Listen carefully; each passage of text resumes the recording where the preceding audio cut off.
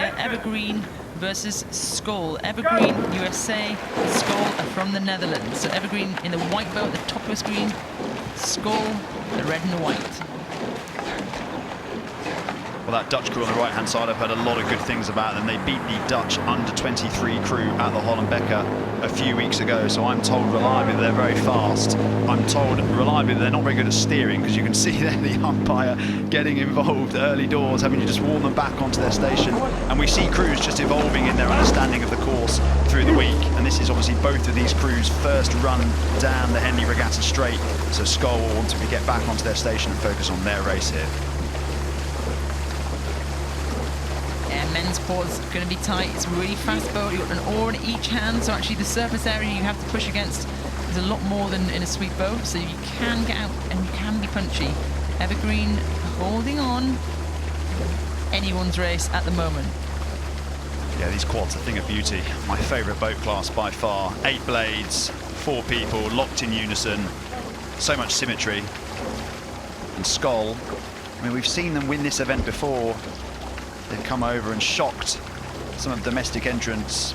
I think this Skøll crew here with similar ambitions, so many strong Dutch sculling outfits right up to their international team, who of course are some of the premier entrants in the quad and the double at the Paris Olympics. And this Skøll crew, I think, Jess, just extended out, but unlike some of the races we've seen in the last half an hour, not able to relax by any stretch of the imagination. This crew, Evergreen, still very much in this one.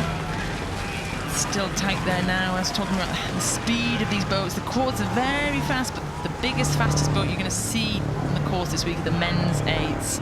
The slowest boats are going to be the women's single sculls. So that's the span. The quads are probably the second fastest boats out there. The Skøll look like they've got this, and they're looking back at the Evergreen crew, but not letting up whatsoever.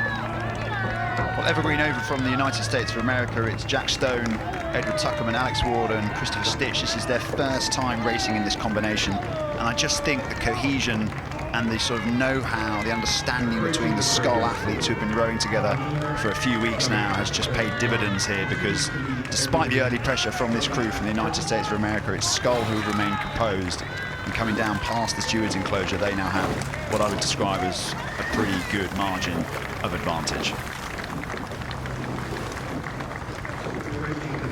They've made their hammer blow there in the kind of second quarter of the race, I'd say. Skøll from the Netherlands, as they approach the finish line. Evergreen have kept in touch at the start of that race, and they definitely keep that margin to as tight as possible, but as they come towards the line, crew from the Netherlands, Prince of Wales Challenge Cup, Skøll